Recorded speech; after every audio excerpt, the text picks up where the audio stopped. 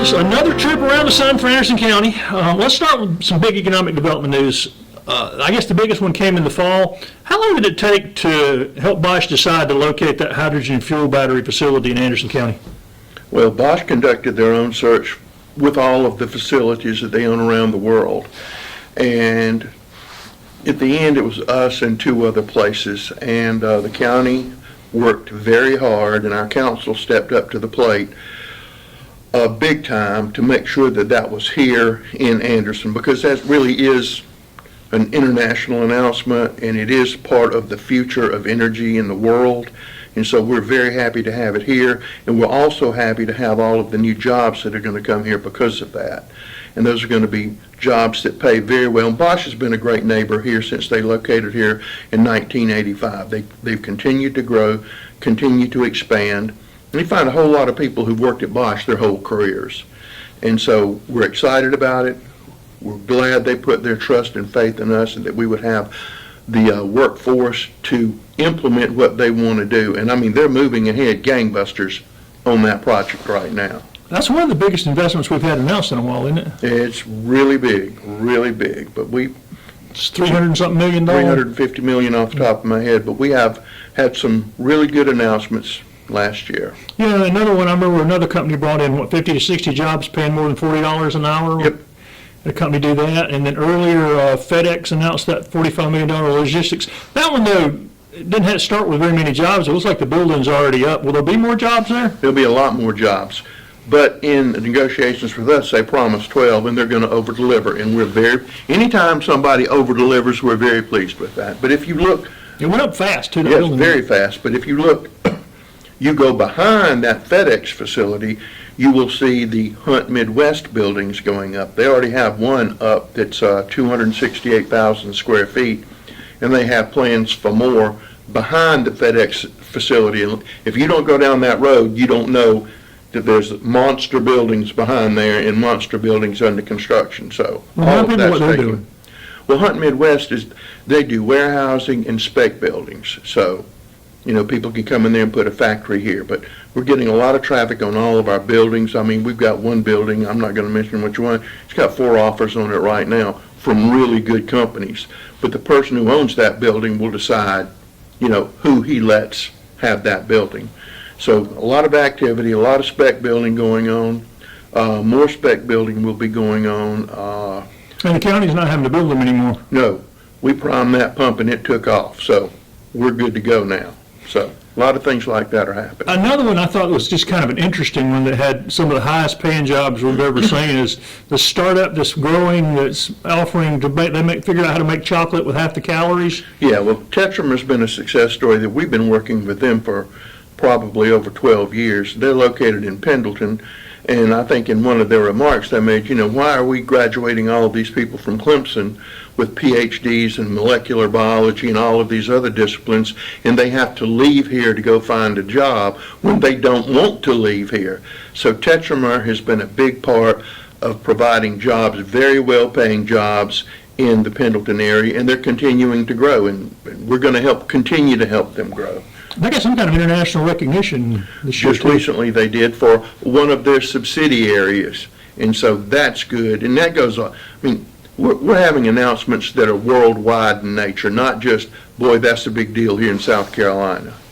And I know Arthrex, which, man, I've heard people talking and I've run into people that work at Arthrex, and I've never heard anybody excited about going to work. They continue to expand. Well, they're going to continue to expand. It's a good place to work. Most people, everybody that I've talked to really likes working there.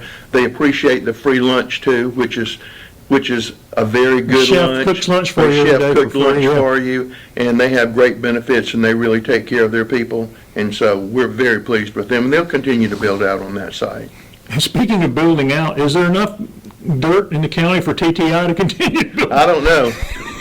I think they're going to end up buying up everything that touches them. So they're continuing to expand. Every time I drive somewhere, I see another building that TTI and Ryobi's put up somewhere out there. So they're continuing to grow. And given that employment figures have remained remarkably low, given we're coming out of a pandemic and sort of a recession, are we going to have enough people? Are we going to start having people driving in to work here?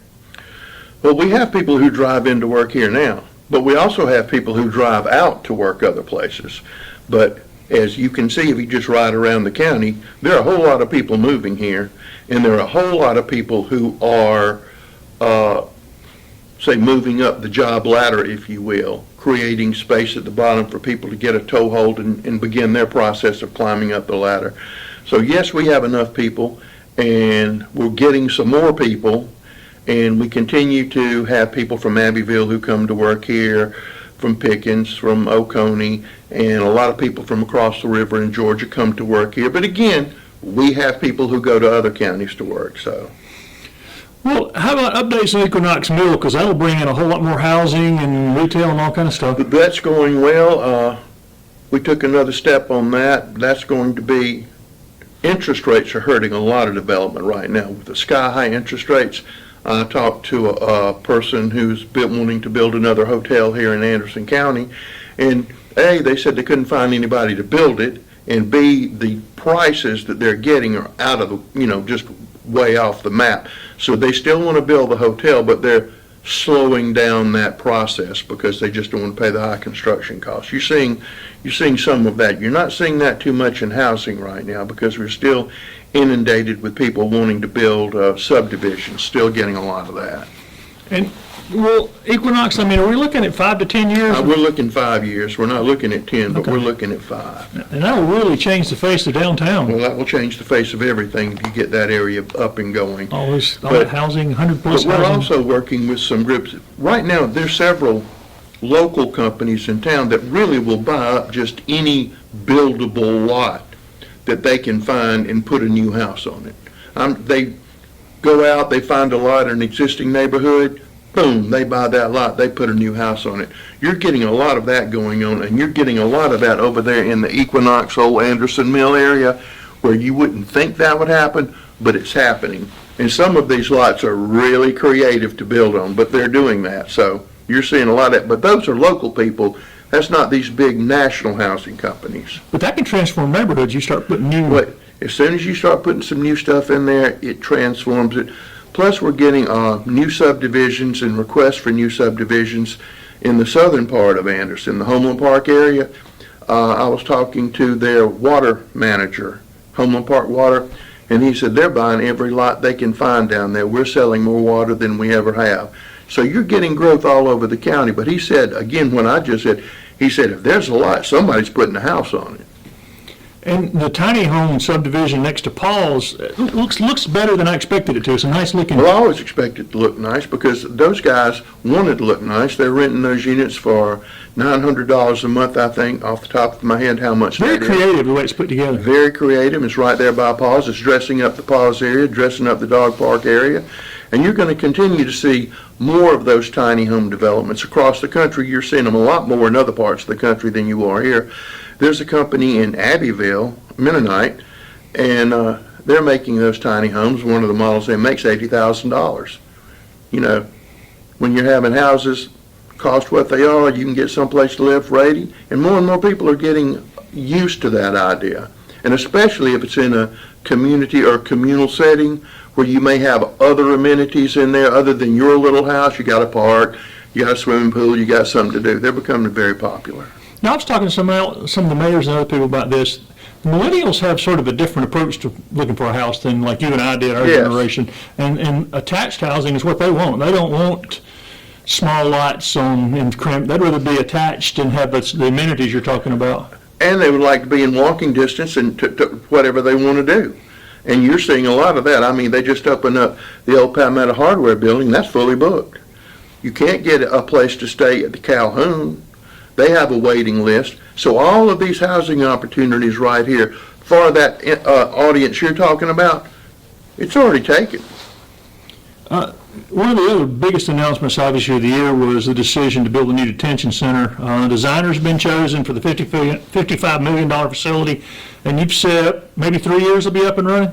Hopefully. Was I mean, it will be. It will be. It won't be hopefully. I hope it will be up in 2 years. And was it COVID and some other things that took so long to replace that ancient jail? I mean, I know some of it was just kicked. County Council was prepared to do that before COVID, but when COVID hit, as I talk before, nobody knew what the finances were going to be for the county or for individuals in their homes or the country or anything else.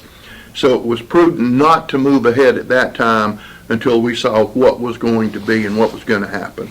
Well, it was 25 years old before there was any such thing as county council almost. Absolutely. So nobody was really looking at that and riding shotgun on it. People don't realize county government's still fairly new. It used to be run by the legislative delegation with the supply bill. And other than more space out there, how will this new facility put people in a better situation than we've been in over the next 50 years? Well, we're trying to do something with recidivism. Some drug programs, diversion programs, the mental health courts is closer than it's ever been. The opioid settlement money that we're receiving, that we can receive now, we're looking to see how we can do that to assist with people with drug problems when they go to jail, find ways to help them get out, other than instead of just, all right, you've served your time, get out, and should we reserve a room for you back here in 2 weeks? So if you can divert 10% of your population, you've done a great deal. I'd like it to be 100%, but if we can take some of that money and do that diversion to at least 10%, we've done something. Plus, we're also working on that crisis stabilization unit so people don't have to go to jail, or they don't have to go sit over at the emergency room where they shouldn't be in the first place because they have a mental health problem.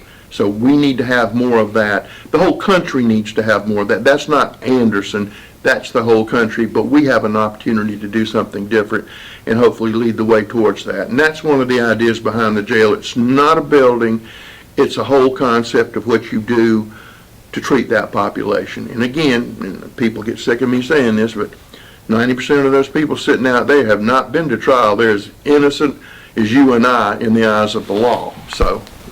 And the model of the drug court, they don't even go to jail sometimes. They go through a program. They're diverted into a program. And they're monitored, and they take drugs. If they finish, they never go to jail. They never go to jail, but they're strictly monitored. They get the help they need. If they fall off, boom, they can go to jail, but here's an alternative path that you can go. I don't want us to spend 2 hours talking about this, but let's talk about the parks, because there's been a lot going on. Let's start with the Civic Center. Big events out there: Dixie Youth World Series, state championships, state wrestling championships. The county made some substantial improvements to the grounds out there. Just a lot going on at the Civic Center this year. We're still looking for money to complete Kid Venture.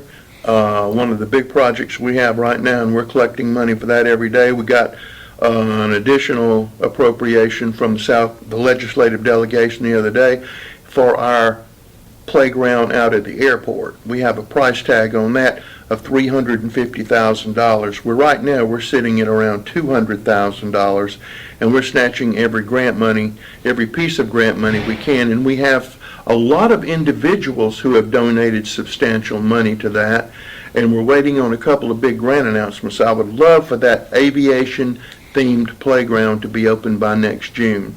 That's council really would like to have that. Our airport is attracting a lot of attention.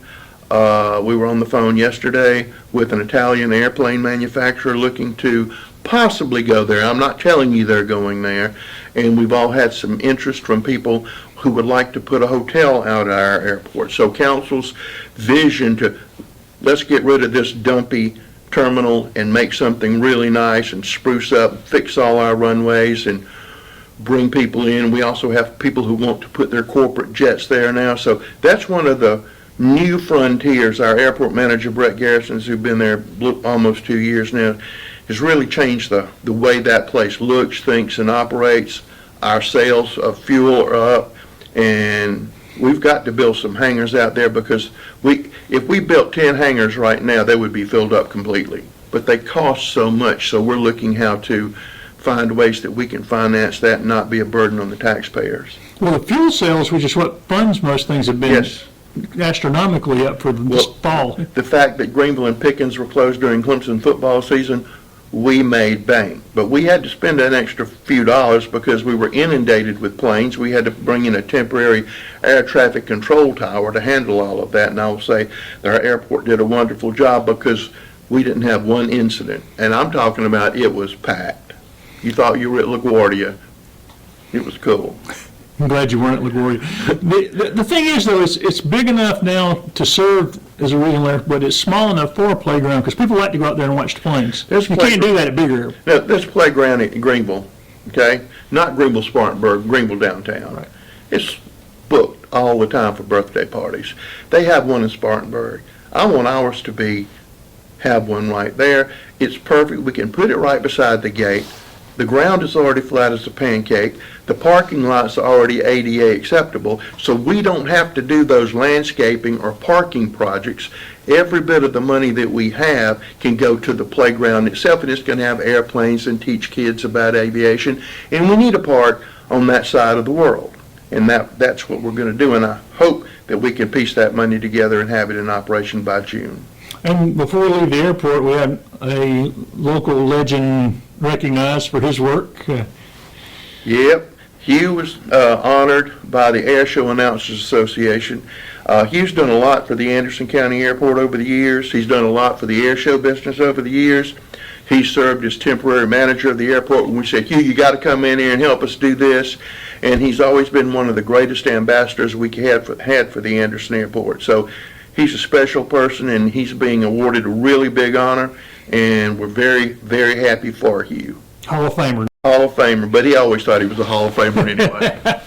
Well, you mentioned, back to the Civic Center, you mentioned Kid Venture. It really, what has been finished, looks pretty complete. It doesn't look like an incomplete playground. It was A lot of designed people are like out that, there. but we still have more to do, and then even after we finish these plans, there's more to do, because as the population grows, more people are going to go there. And we got a couple of wrinkles coming up for this season that are going to be a little different, that'll make it nicer, but that's a large chunk of money that we need to secure. And again, we're looking in all different places to get that money. But it is packed a lot of the time. It's packed a lot of the time. And we had to remove one of the older playgrounds over there, the smaller one, but it didn't meet any ADA requirement. There was no way to make it meet an ADA requirement, and it was just a hazard. So we moved that one. We're going to put all our dollars and effort into Kid Venture. And since you mentioned that, and we're talking about parks, it's been, gosh, a good while now that the county has made a real priority of ADA when they're working on boat ramps and parks and everything else. That's pretty high on your list. Everything that we build meets ADA standards. We've had a lot of help. Sandy Hannabrink and a lot of other people have helped us, guided us, and put us in that direction. And it costs a lot more, but it is the law of the land, and more importantly, it's the right thing to do. Because you don't know when you're not going to be able to get up those steps, and neither do I. So everybody should have access to that, and that's one of the overriding principles we've had in place for 12 years. We're not going to do it unless we do it right. I think people forget that sometimes it's just something that suddenly a grandparent can take their kids out. Senior citizens suddenly can get places that are accessible they could not have. They could not in the past. And for somebody to say, well, that's all right. Well, no, it's not all right. I mentioned the improvements to the grounds at the Civic Center. I think several people at the Dixie Youth World Series mentioned to me it looked better than the other places they played out. I know y'all were trying to get ready for them. Well, we're trying to get ready for them, but on Martin Luther King Boulevard, the back of the baseball fields always look bad. Council said that looks bad, fix it up, so we fixed it up. So now it makes it pretty going down through there. We've done a lot of work out there at the Civic Center to improve the way it looks. We have more work to do. Council just voted to bring the trail, the East-West Parkway, into the Civic Center. We're going to bring it right inside the Civic Center, but then we're going to try to carry it on through all the way. I met with a member of City Council today talking about the city's trail system, and we were also talking about the trail to Belton, which we already have $250,000, which Duke Energy gave us to do that, and that's been given to the United Way to kind of spearhead that effort, and we were talking about ways to find other money to do that, because you're getting a lot of emphasis from a lot of people on recreation and quality of life, a lot. And wanting to be a walking area, I mean, we'll skip to that and come back, but I think they've almost completed the ANMED 81 North Campus to them. They got those bridges, huge bridges, they got those in, and once they get the little easements to those, it's pretty much a complete walking clear. And I've seen people using it like crazy while it's being constructed. And they're going to, and when it is completed, for some reason, a mental switch will go off, and you're going to see more and more people use it. So we need to make it longer, bigger, and safer. And connecting to the city trails, and then, like you said, eventually maybe, but immediately, it gives Anderson a walkability it didn't have before. Absolutely. But I was going to say, before we get away from it, that whoever did the design for the backs of those fields facing, that was a really good idea to have alternate colored rocks. It sounds like a small thing. It's a small thing, but the designer was smart enough to do that, and it does some texture, something to break it up. Yeah, it really looks nice. But we're proud how that turned out. Well, one of the surprises out there, kind of over on the hill, Anderson suddenly has a cricket club. You didn't see that coming. Well, I met with some cricket members today, and we didn't see that coming, but we've adapted to it. We need to do more on that field to help that grow. That could actually become the cricket center of the Southeast. I'm serious. And so we need to pay special attention to that. And that's a big recruiting tool for doctors, scientists, and everybody else coming into this area. And plus it's fun, and it's another use that nobody else has at their civic centers or their large play areas. So.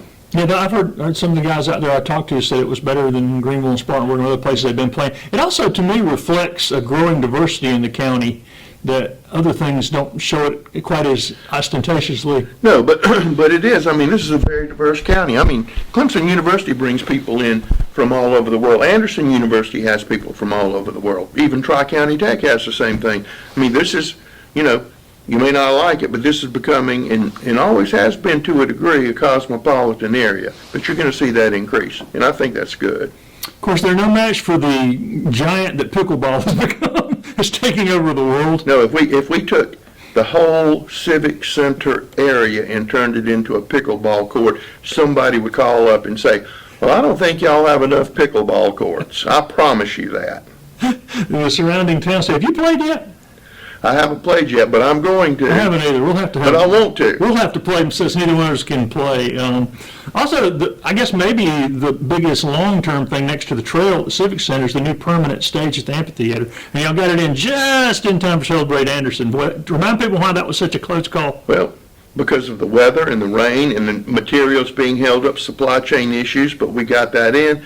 But I can assure you this summer, we will be providing the space. But we're going to have a very huge concert out there that's going to kick off a whole new era and things going out there because we have that new stage. We've never had a really good stage, but now we have a first-class stage, and I think, well, all I'm saying is in the summer, it's going to be some stuff. Are we going to do some new seating and stuff out there, too? I would love for us, and council would love for us to have seating right near the stage. Premium seating? That's one of our goals, but we can't afford it right now because we don't want to put that burden on the taxpayers, but we're looking at ways to see if we can find money to do that because we need some fixed seating right there. Like you just mentioned, it's going to bring in acts that would not have considered coming here because we've got indoors at the Civic Center has just never had the greatest acoustics. It doesn't, but we have somebody coming in to look at the acoustics to see if they can retrofit. Well, that's a long need. It's a long need, and he is covered up with work, but he's one of the best in the Southeast. He's worth waiting on.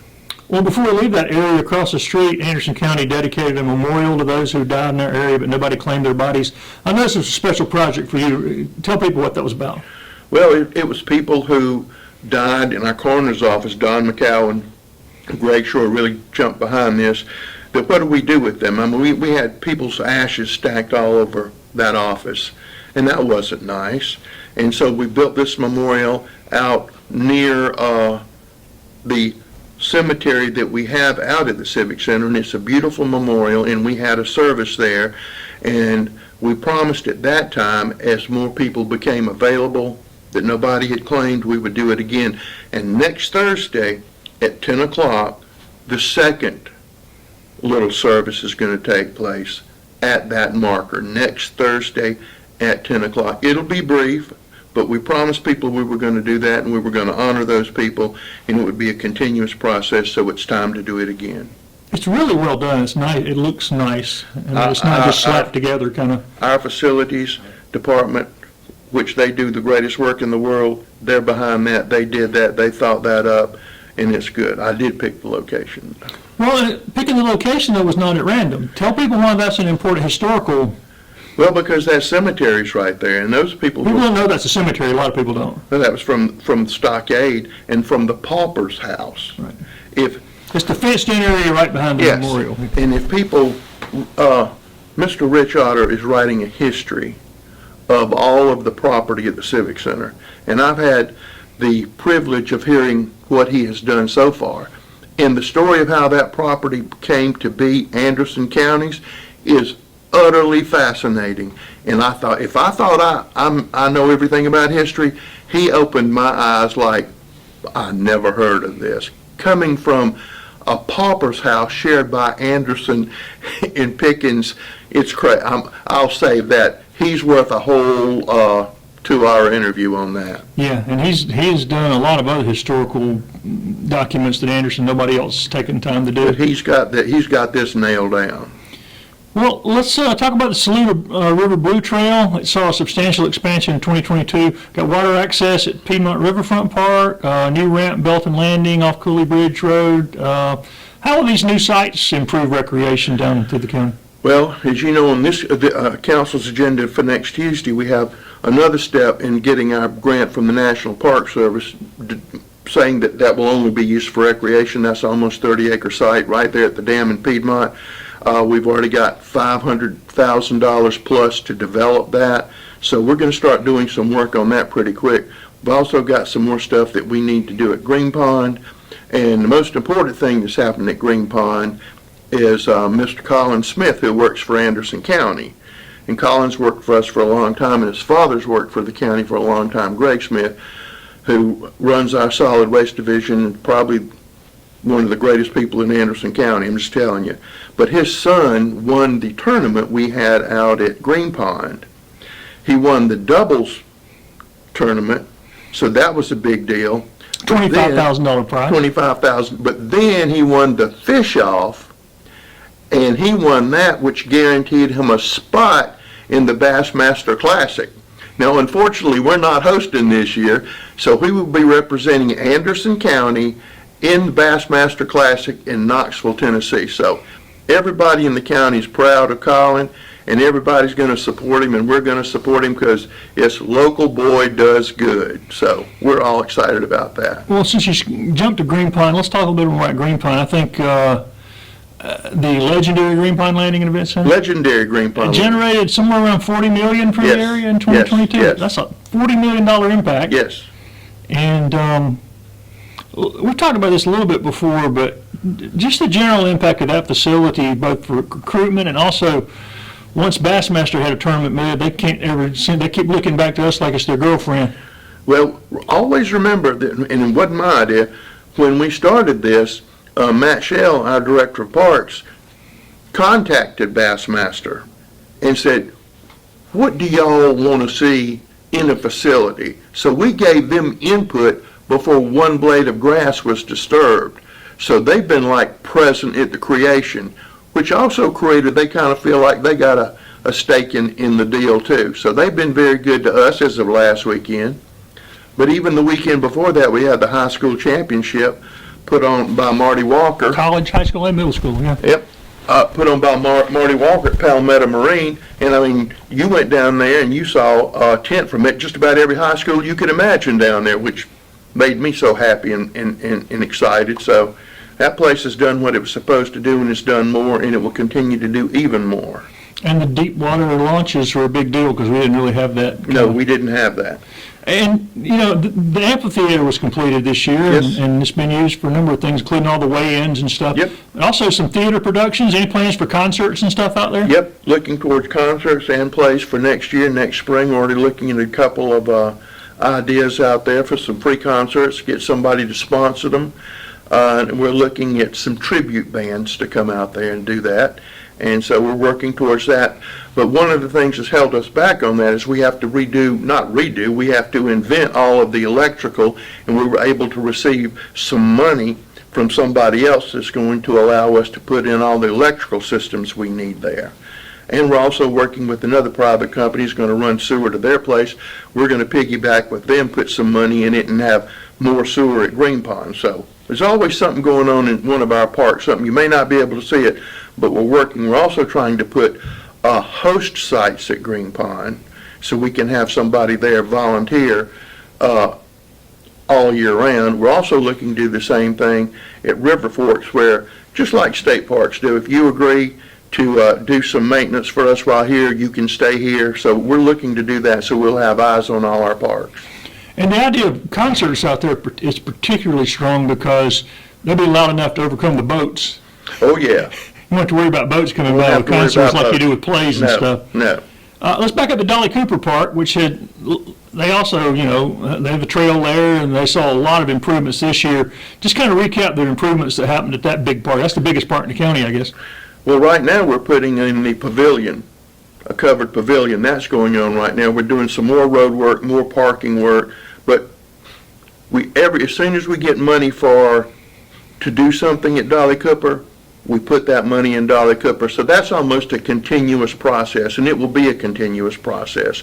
But Dolly Cooper gets a whole lot of use, and every day it gets more use. So we're going to continue, council's going to continue making sure that we have that money there. Plus, we're also, as you know, the pickleball courts at Hurricane Springs and some of the partnerships we have with some of the towns on things we can do to improve their recreation, because a lot of our recreation historically has been done by the towns. So. Well, closer in here, Anderson, Wellington Park was transformed and is getting a lot of daily use. Yes. Give folks a reminder how that renovation happened this year. People in the community found out about this new grant, so we applied for it, they applied for it, we got it, we put a lot of county money in it, and it is in the Homeland Park area, and it's used constantly, and it's pride of ownership in that community, in that park, because there's no vandalism whatsoever. They take beautiful. That's what people weren't worried about, and it's not happened at all. Oh, you're not going to do that, you're not going to do that. There's less vandalism there than any park we have, including Green Pond and at Kid Venture. Yeah, I just know I've seen a lot, when I've driven by there's always kids out there Yes. now. The other recreation-related news, counties put together recreation plans for all districts, and they've had citizen input on all these plans. What's the next step in putting those plans out and taking action? Well, after we get that list, and we're going to have to see how much all of these things cost, develop a plan of action, and start checking them off the list. Again, quality of life is important. I mean, if you don't think if people care about having things to do, and they like parks, and they like places they can go, and they want to see their tax money doing something they can enjoy, and they don't have to pay a whole lot of money. So that's one of the big driving things we have. And tearing down dilapidated houses.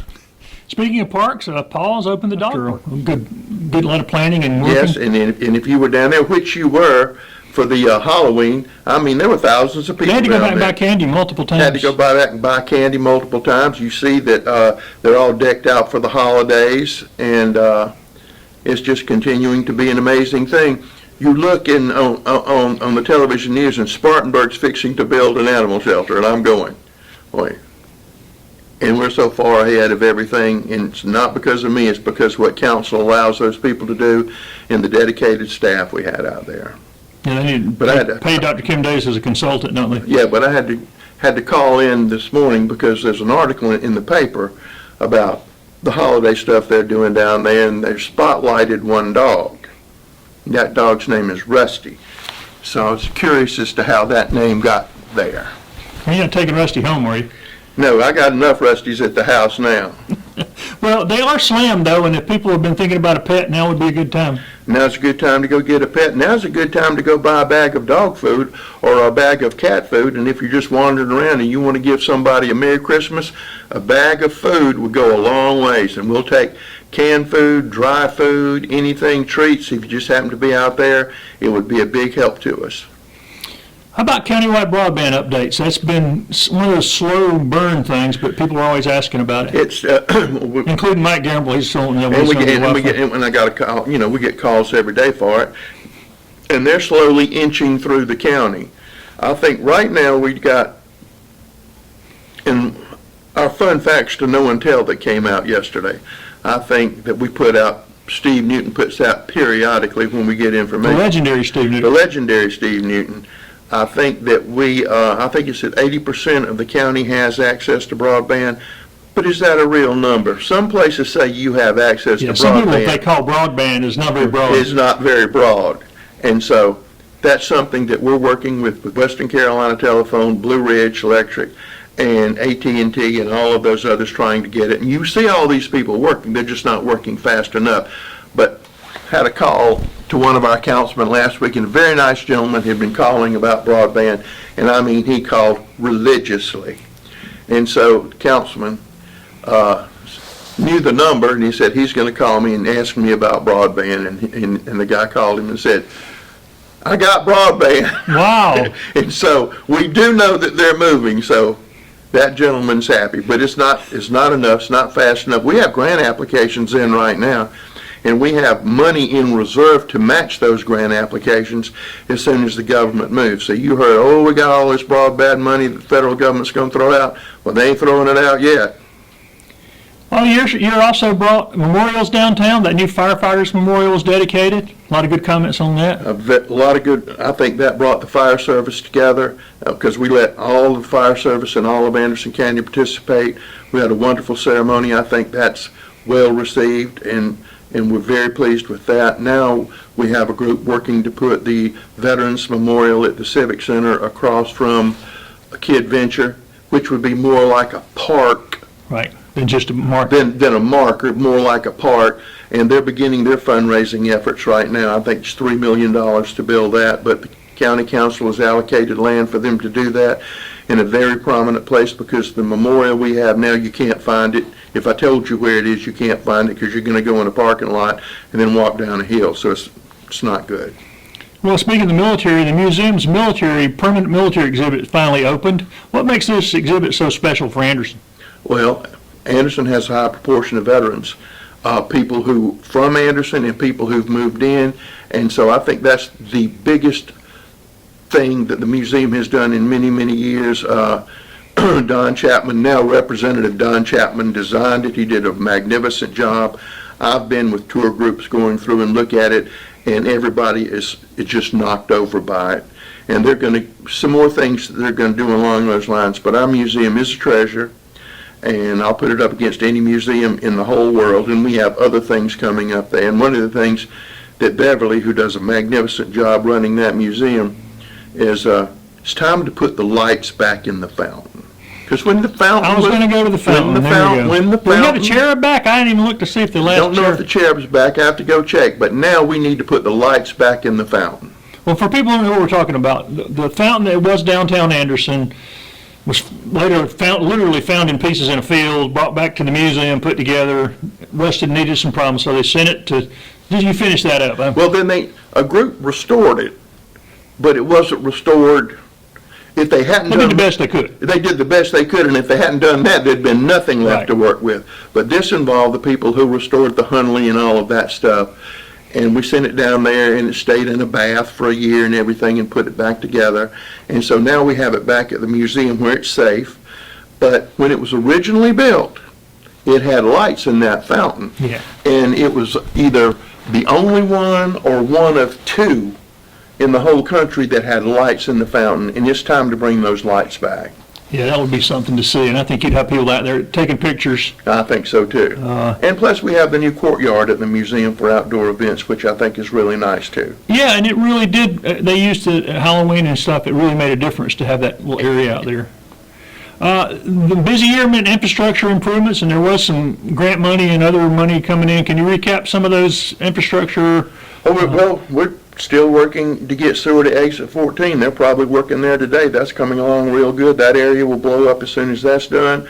We've taken a lot of that money and redone sewer lines that have been in the ground since sewer was invented.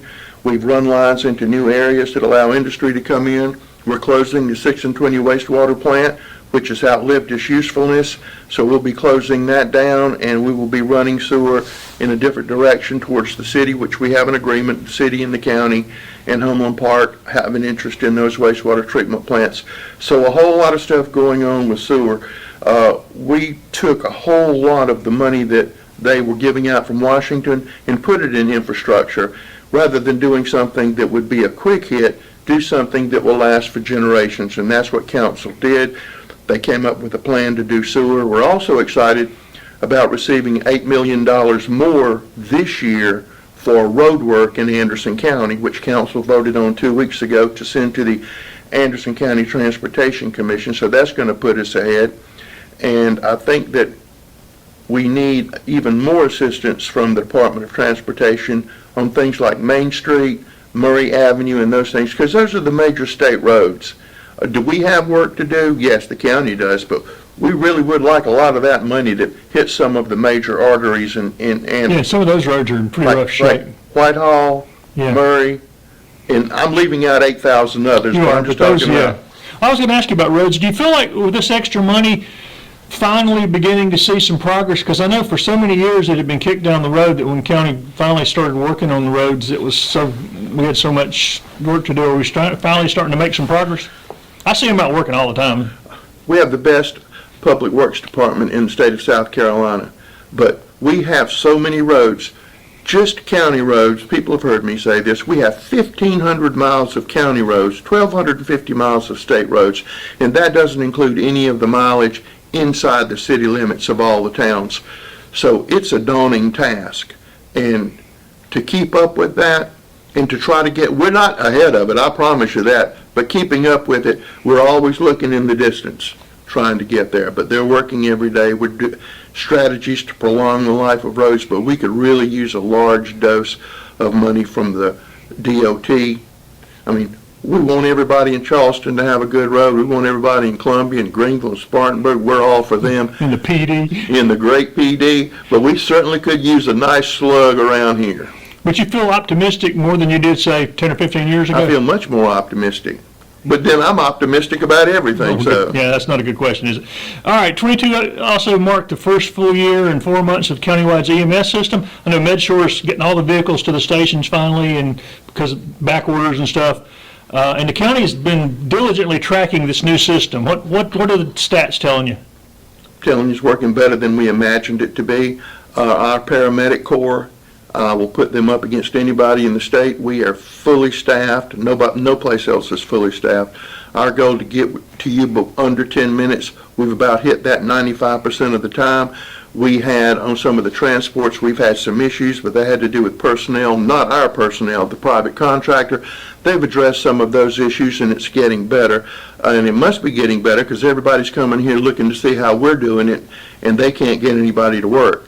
And I think our people take pride in their work, and we know from the letters we get from citizens that my daddy fell and there was somebody there in 5 minutes, and I mean, we just get lots of good feedback. We knew it was going to be bad for 6 months, but it's working better than council thought, and council they bit the bullet, went through it, and we've got the county pretty much covered right now. We've got a few spots, but we're trying to stay where growth is, and so it's working, and we've got some good people running that, and I think you can see them just about everywhere. Our partnership with ANMED has meant the world to us. They give us $1.4 million a year, plus they provide some oversight, medical oversight to us. So they've been our very valuable partner in helping us do what we do, and we want to continue that partnership with them, not only on that, but a lot of other ways. I think one of the biggest tangible outcomes of that people are seeing, these quick response vehicles. And what kind of feedback are y'all getting on those quick, that save money and time and also take care of the fact that they're quick, and the person in that vehicle is not an EMT, not an EMT2, it's a paramedic, the highest you can go. And these guys and gals, they like it because they are not transporting people. You don't go in that profession to tote a stretcher. That's part of the job, okay? And that's why you don't see a lot of older paramedics, because that's wear and tear on your body doing that all that time. Our paramedics go treat you. They treat you. If they need to ride in that ambulance to get you to the hospital, they will. But they get to do what they became paramedics for, and that's medicine. And they like that. So that's a big plus for us. Well, Anderson's Elephant Pen Park opened late this year. We didn't have a ceremony or anything. Nope. But I have heard overwhelmingly positive comments about having so much green space here in the city. Any plans to put benches or anything out there until the developer comes along, or you're just going to leave grass out there? Pretty green grass. We know that that we will have activities for the soiree out there. But right now, we just want the pretty green grass to take root, to get healthy, to grow, and then it'll look beautiful in the summer. You think this time next year we might have an extra Christmas tree out there or something? We might do something temporary. Temporary, yeah. Christmas trees are temporary. Temporary. Well, which brings us to the fact that we're almost on top of Christmas now, and the downtown is decorated, anchored by the big tree, and the square, and the Santa is a light in your window. And Christmas music is And coming Christmas out of the music, clock that's the tower. thing, coming out of the clock tower. That means we're already looking to New Year's in 2023. What is on the top of the agenda for the council moving ahead into that first quarter? We have some economic development projects that will be coming to fruition at that time, so that will take up some of their time. Naturally, because it will be halfway through the year, they'll begin to turn towards looking at the budget and setting goals and priorities. We'll have a new member of council that they will be setting committees and working with the new council member, and it'll be a busy first 3 months, but it'll be a good first 3 months because there are a lot of good things that are going to happen in Anderson, and a lot of good things are going to happen for the people in Anderson. So we're looking forward, happy. Speaking of happy, do you want to, until then, wish everybody a Merry Christmas, Happy New Year, and Absolutely. holidays? Everybody have a Merry Christmas. Everybody have a good time. Everybody be safe, and Happy New Year. Year without talking about a major loss for Anderson this year. I know he's a good friend of yours. Remind everybody why and how Richard Shirley was so important to Anderson. Well, first I need to say that Richard Shirley was a good friend to just about everybody in Anderson. So, as many people have said, when he was talking to you, he was talking to you.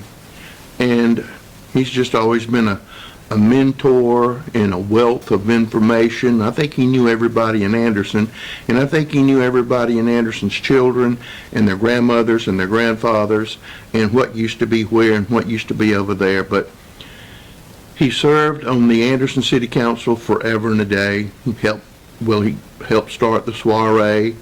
He did a whole lot of things other than that. That's just one a lot of people can identify with. And he served on that forever and a day, and then he was mayor for 2 terms, and then he has always been in banking, and then he became clerk of court, and that's when he and I really got to spend a lot of time together because we'd do things. We went through COVID together, how he was running the court and how we were running the county, and we were syncing up things. But it's a big loss. He was a great ambassador for Anderson. He never met a stranger. I know for a fact that reporters who used to cover Anderson, who no longer live here, they've gone on to bigger and better things. When he passed, they were putting things on different social media, talking about how much he meant to them and how much they missed him. And I mean, that's pretty nice tribute, but that was probably the saddest thing that happened in 2022. But his memory will be around Anderson for a very, very, very long time.